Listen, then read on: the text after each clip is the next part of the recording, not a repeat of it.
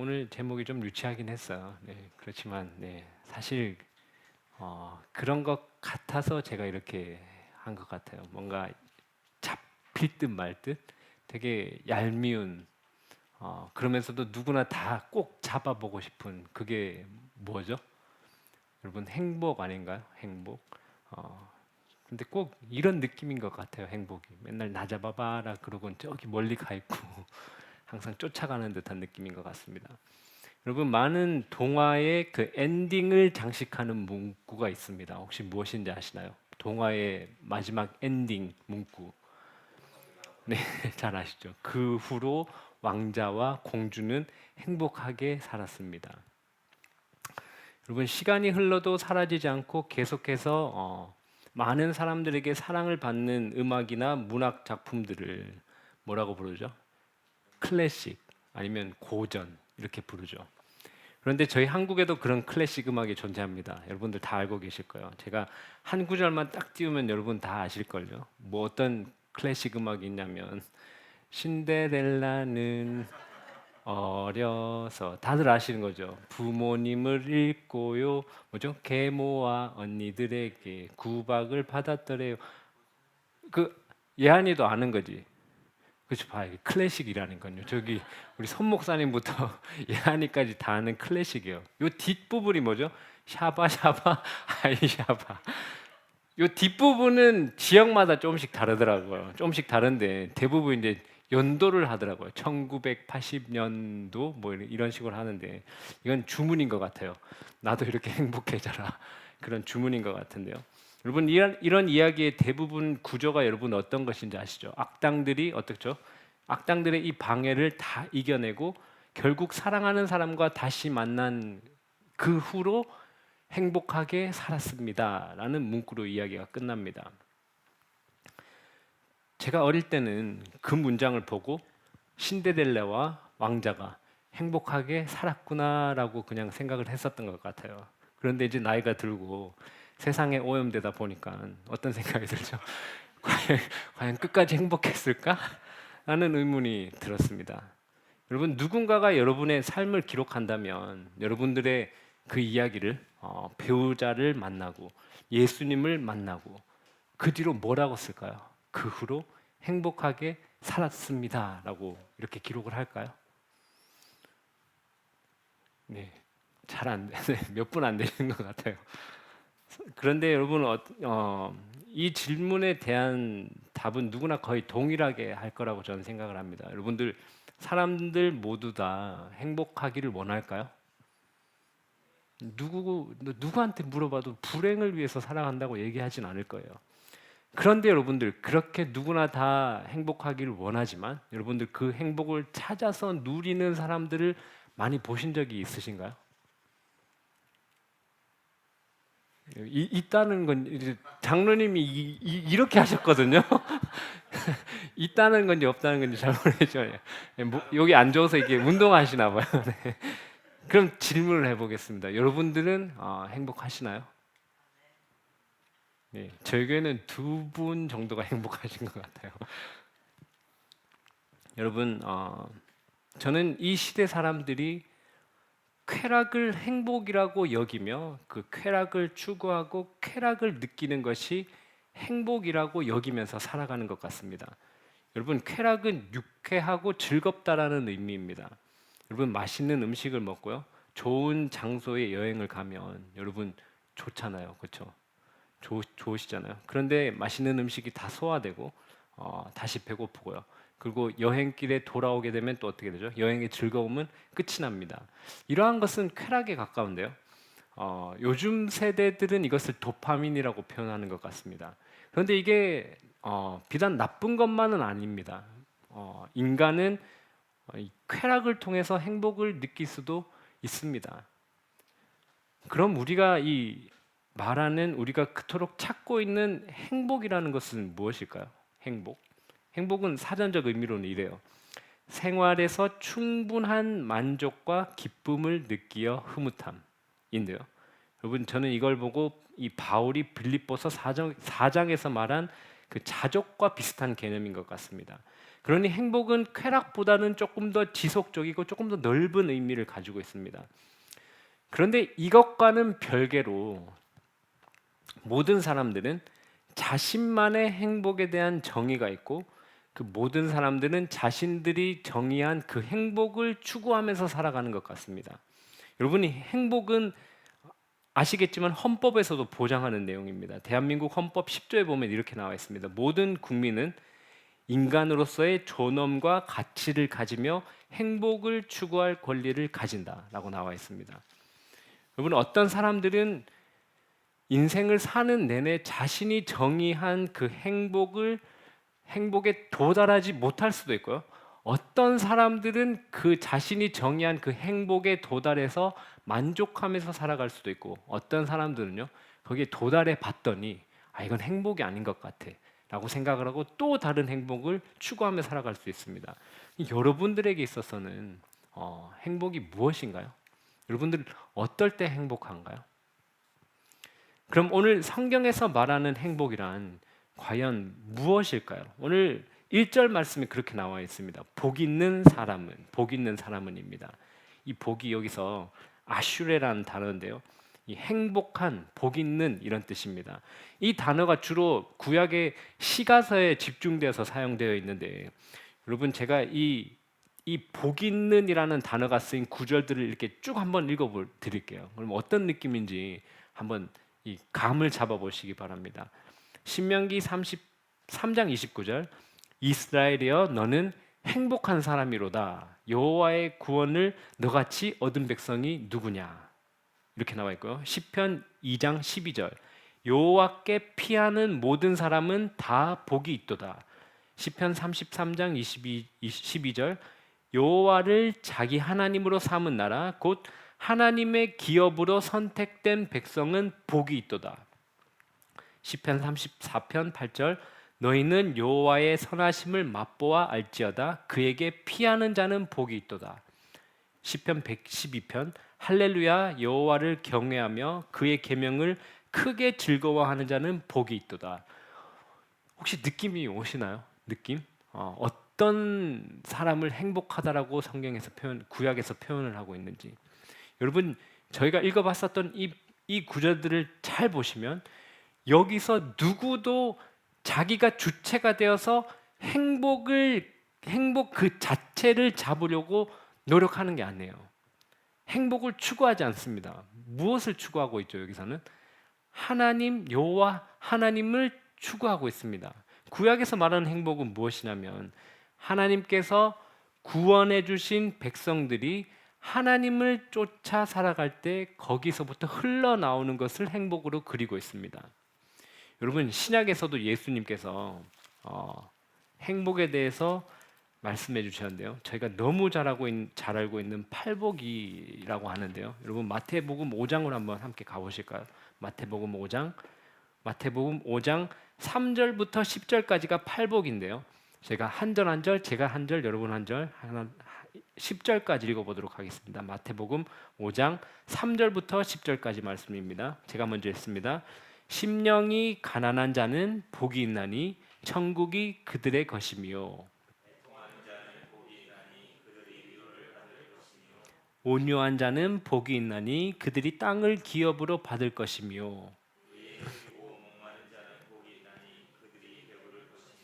긍휼히 여기는 자는 복이 있나니 그들이 긍휼히 여김을 받을 것이며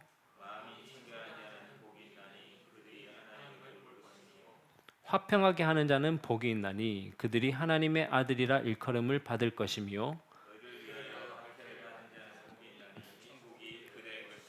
아멘. 여러분 여기서 복 있는 자라는 단어는 마카리오스인데요. 여러분 방금 예수님께서 8가지 복을 여러분들에게 알려주셨습니다. 여러분들이 이게 과연 여러분들 마음속에 그치 이건 정말 행복한 삶이야 라고 혹시 와닿으시나요? 제가 여러분 만약에 교회에 처음 오시는 분이 여기 앉아 있는데 그분에게 당신에게 예수님께서 말씀하신 이 팔복이 임하기를 축복합니다. 그러면 그 처음 오신 분이 아, 너무 좋은데요. 저 이런 복을 받고 싶은데요라고 이렇게 선뜻 받아들일 만한 내용인가요? 제가 여러분에게 이렇게 말씀드려도 여러분이 쉽게 받아들이지 못할까요? 여러분들 삶 가운데 여러분 여기 보세요. 10절 보세요. 10절. 의를 위하여 박해받는 자는 복이 있나니 천국이 그들의 것임이라. 의를 위하여 박해받으십시오. 의에 굶주리십시오. 여러분들도 받기 어려울 것 같아요. 그런데 참 역설적이게도 하나님 나라에서는 세상 사람들이 전혀 매력을 느끼지 못하고 행복해 할 것 같지 않은 이 상태를 행복하다고 말합니다. 여러분, 이게 왜 복이 되고 이렇게 사는 사람들을 행복하다고 얘기할까요? 예수님께서는 왜 그러냐면 이렇게 행하는 사람에게 그곳에 하나님께서 함께 계시기 때문입니다.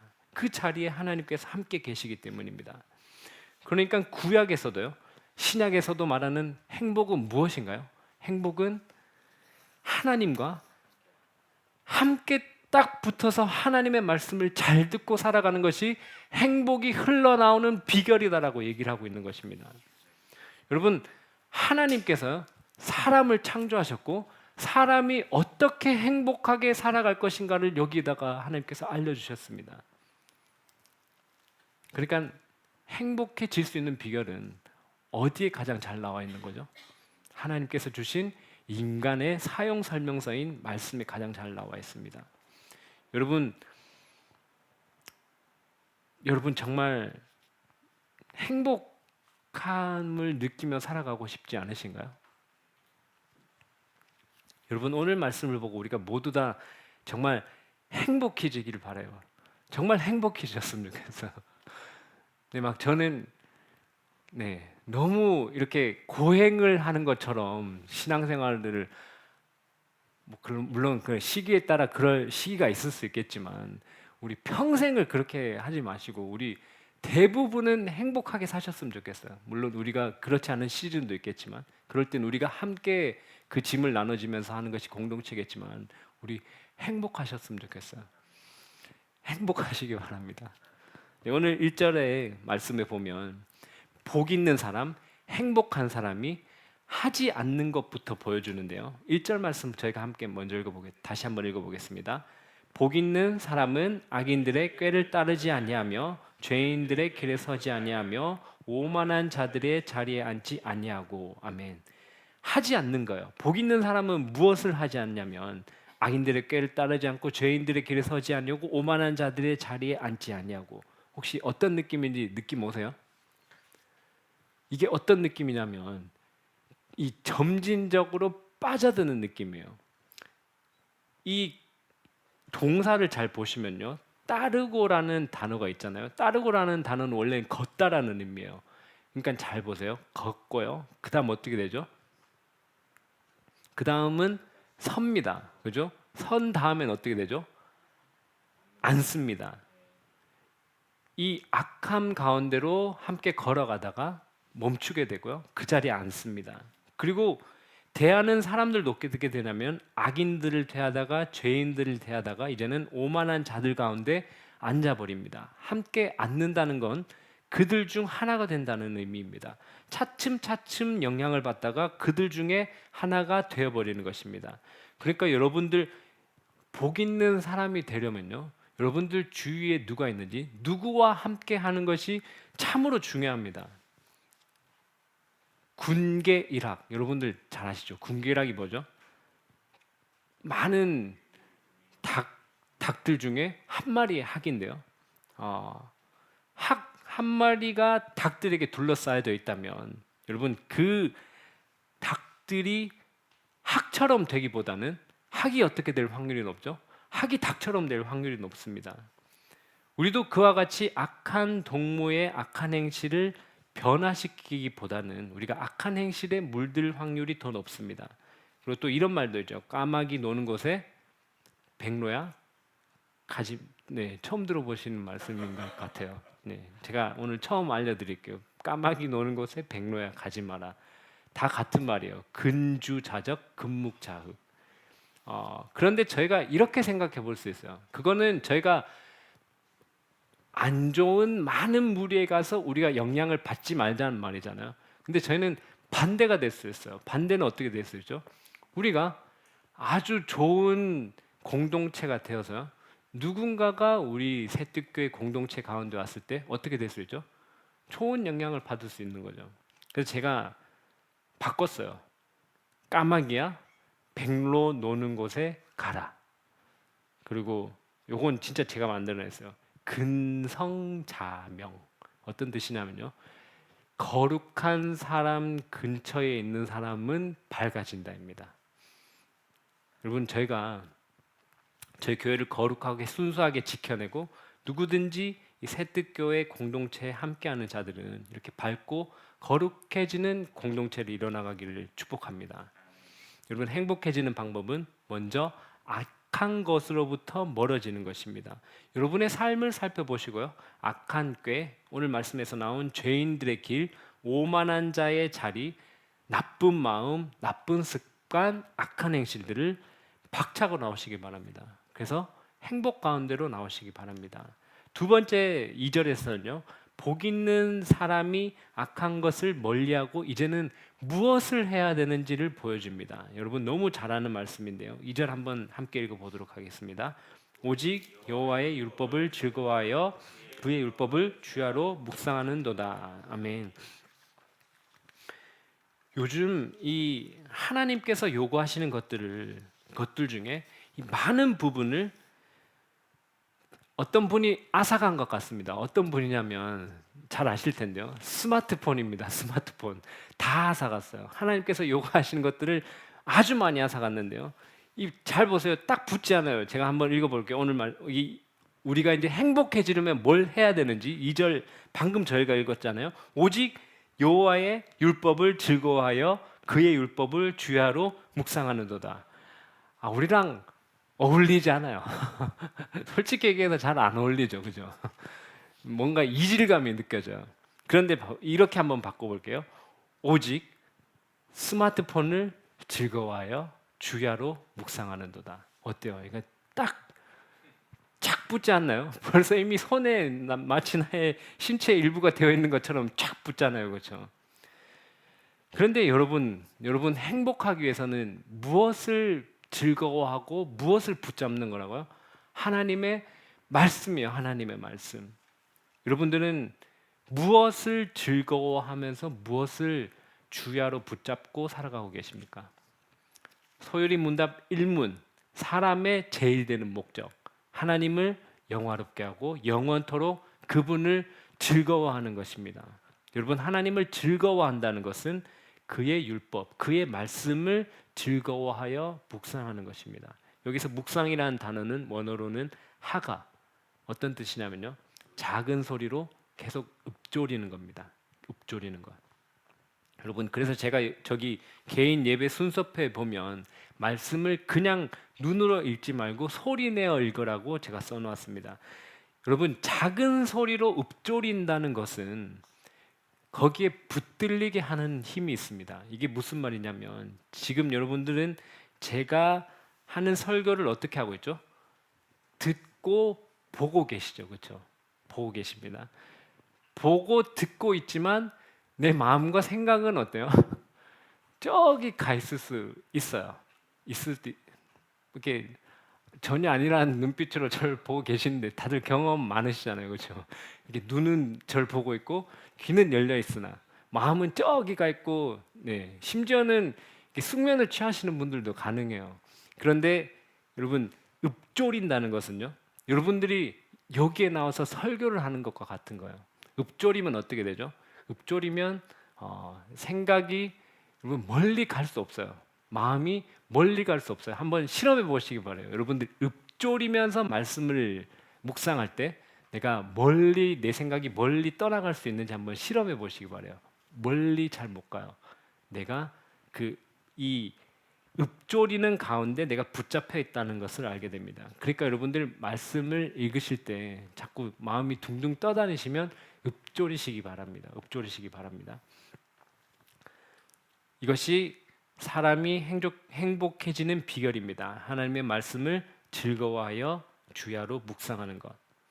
여러분이 정말 하나님의 사람이라면 그렇게 할 때 반드시 행복해집니다. 여러분 요즘 말씀 묵상 잘하고 계신가요?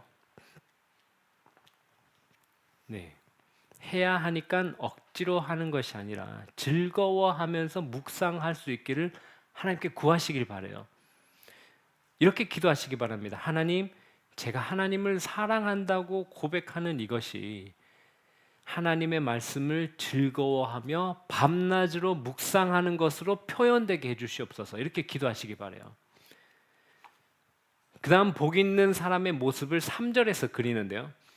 3절 함께 읽어보겠습니다. 그는 시냇가에 심은 나무가 철을 따라 열매를 맺으며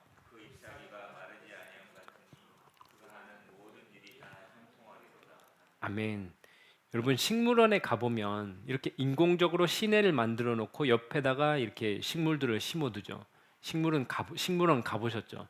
거기에 이렇게 나무들이 많이 심겨져 있는데 그 시내 옆에 심겨진 나무는 뭐 별 걱정거리가 없어요. 물 걱정할 것도 없고 그냥 아주 거기 심겨진 나무는 행복한 나무인 거죠. 여기에서 행복의 조건이 무엇인지 잘 보여주는데요.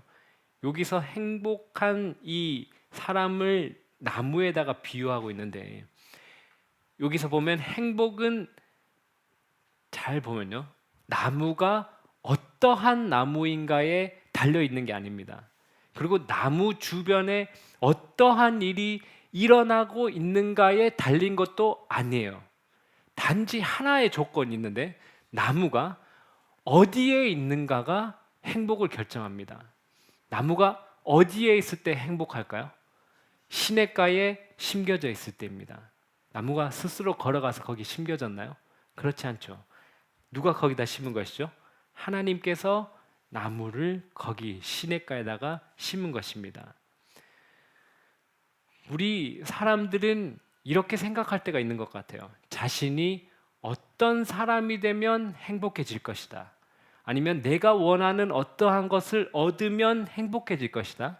아니면 내가 꿈꿨던 것들을 이루게 된다면 행복해질 것이다라고 착각을 합니다. 물론 그 안에 만족이 있을 수는 있습니다. 그런데 성경에서 말하는 오늘 말씀에서 말하는 행복의 비결은 그것이 아닙니다. 그것이 행복의 비결이 아니라 하나님이 우리를 시냇가에 심는 것이 행복의 비결이라고 말합니다.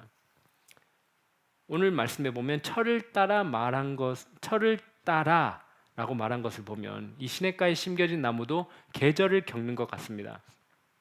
그러나 이 나무는요, 비가 오지 않는 건기에도 폭풍우가 칠 때도 눈이 올 때도 뭐라고 표현하고 있냐면 잎사귀가 마르지 아니하고 버전이 달라서요. 철을 따라 열매를 맺으며라고 얘기합니다. 잎사귀가 마르지 않고 철을 따라 열매를 맺습니다. 그래서 그가 하는 일이 모두 형통하다라고 얘기를 합니다. 여러분, 형통이 우리가 요셉의 삶을 통해서 봤잖아요. 형통이 무엇인지. 형통이 내가 원하는 것, 내가 뜻대로 내 모든 것, 내가 원하는 것이 이루어지고 내가 원하는 모든 것을 가진 것이 형통이 아니라 하나님께서 우리와 함께 하는 것이 형통이라고 얘기를 했습니다. 우리 사람이 형통한 것은 생명의 근원 되시는 하나님께부터 사람됨이 드러나는 것입니다. 사람의 사람됨은 하나님을 영화롭게 하며 영원토록 그분을 즐거워하는 것입니다. 그렇게 살아가며 철이 되면 시즌이 되면 하나님께서 기뻐하시는 열매를 맺어드리는 삶을 사는 것이 우리 사람의 행복입니다. 여러분, 시냇가에 심겨진 나무와 같이 하나님께서 기뻐하시는 열매를 맺어드리는 새뜻교회 성도들이 되기를 축복합니다. 이제 4절에서는요, 몇 절이 더 남았는데 괜찮으시죠? 네. 4절에 보면 이제 복이 없는 악인들은 어떠한 모습으로 살아가는지를 보여줍니다. 4절 한번 읽어볼까요? 악인들은 그렇지 아니하며 오직 바람에 나는 겨와 같도다. 아멘. 여러분, 보통 대조를 할 때 보면 문학 작품 같은 것들이나 여러분들이 글을 쓸 때도 대조를 할 때 보면 어떻게 대조를 하냐면 복 있는 사람을 어디에다가 비유를 했죠? 시냇가에 심겨진 나무라고 비유를 했다면 대부분 이제 대조를 할 때 보면 복이 없는 사람은 어떻게 비유하죠? 나무긴 나무인데 아주 뭐 사막에 심겨졌다든지 척박한 땅에 심겨졌다든지 뭐 이렇게 대조를 합니다. 그런데 이 시편 이 기자는 그렇게 대조를 잡질 않습니다. 어떻게 비유를 하죠? 어디에다가 비교하죠? 복 있는 사람은 시냇가에 심은 나무, 복이 없는 악인은 뭐죠? 바람에 나는 겨와 같다라고 비유를 합니다. 그러니까 이 시편 기자가 말하고 싶은 것은 무엇이냐면 그 정도로 복 있는 사람과 악인의 삶의 가치가 이게 차이가 난다고 표현을 하려고 한 것 같습니다. 이거 비교할 것도 안 된다. 같은 나무라고 비교할 만큼 그 정도의 가치도 없다라고 표현하고 싶은 것입니다. 바람에 나는 겨는 이 시냇가에 심겨진 나무와 비교해 보면 몇 가지 특징들이 있습니다. 첫 번째는요, 어떤 특징이냐면 생명이 없습니다. 생명이 없습니다. 시냇가에 심겨진 나무는 잎이 마르지 않고 철마다 열매를 맺는 이 나무. 여러분 어때요? 생명력이 넘치는 게 느껴지시지 않나요? 그런데 이 바람에 나는 겨, 여러분 생명력이 느껴지시나요? 생명력이 전혀 느껴지지 않습니다. 두 번째는요, 시냇가에 심겨진 나무는 이 뿌리를 깊게 내리고 있어서 바람에 흔들리지 않습니다. 그러니까 저희가 바람이라고 표현하는 뭐 인생의 시련이나 아픔이 와도 물론 감정은 아플 수 있죠. 그런데 이 시련과 아픔 때문에 내가 흔들려서 날아가지 않고 하나님께 의지하며 견뎌냅니다. 그런데 견은 어떤가요? 이런 인생의 시련과 아픔이 오면 그대로 그 시련과 아픔이 불어가는 대로 함께 따라 날아가 버립니다. 그리고 시냇가에 심겨진 나무는 이 세상의 풍조가 와서 나를 흔들려고 해도 흔들리지 않습니다. 그런데 바람에 나는 겨는 어떨까요? 세상이 부는 풍조대로 이리저리 흔들거리며 살아가게 됩니다.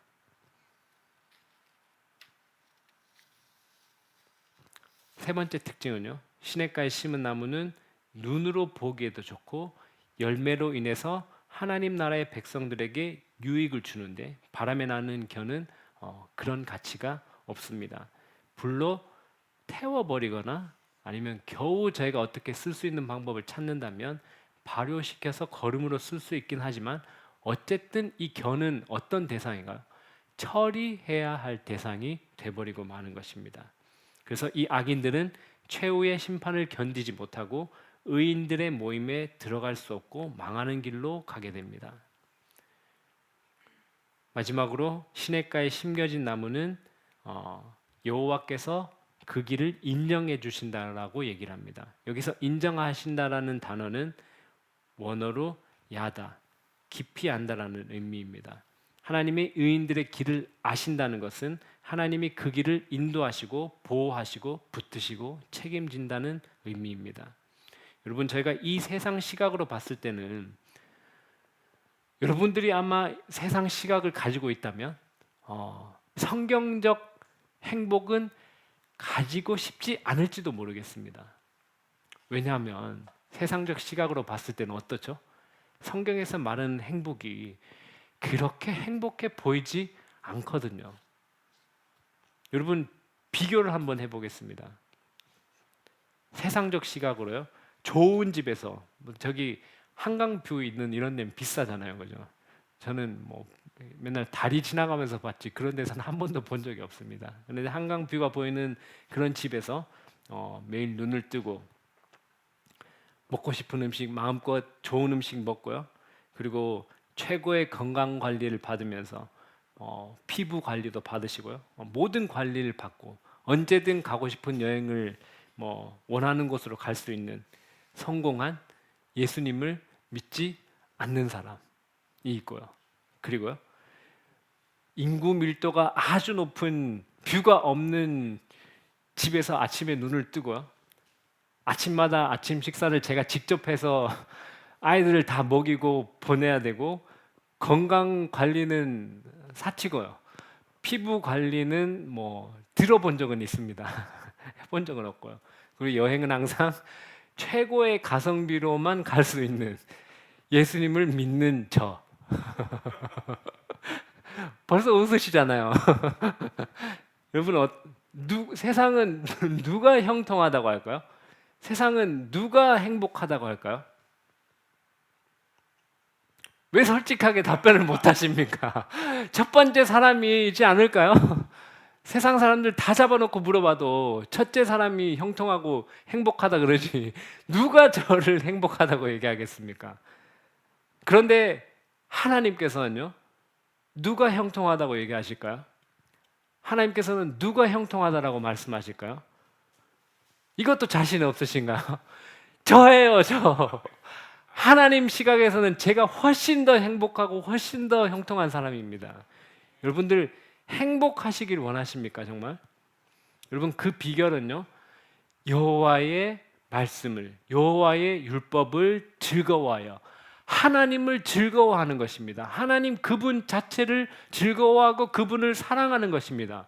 그래서요, 밤마다 낮마다 하나님을 묵상하는 거예요. 하나님 앞에 나아가서 기도하고 하나님을 만나고 하나님 앞에 또 나가고 눈 뜨면 하나님 앞에 나가고 밤에 자기 전에 하나님 앞에 나가고 이렇게 하는 것이 뭐라고요? 행복해지는, 인간이 행복해지는 유일한 방법입니다. 여러분, 행복해지시길 원하신다면 정말 이 마음을 하나님께 달라고 기도하시기 바랍니다. 하나님, 제가 하나님을 사랑하고 하나님을 즐거워하고 하나님 기뻐하는 자가 되기를 원합니다. 이렇게 함께 기도하시길 바랍니다. 저희 함께 찬양 드렸으면 좋겠습니다. 나의 영혼이 함께 찬양 드리겠습니다.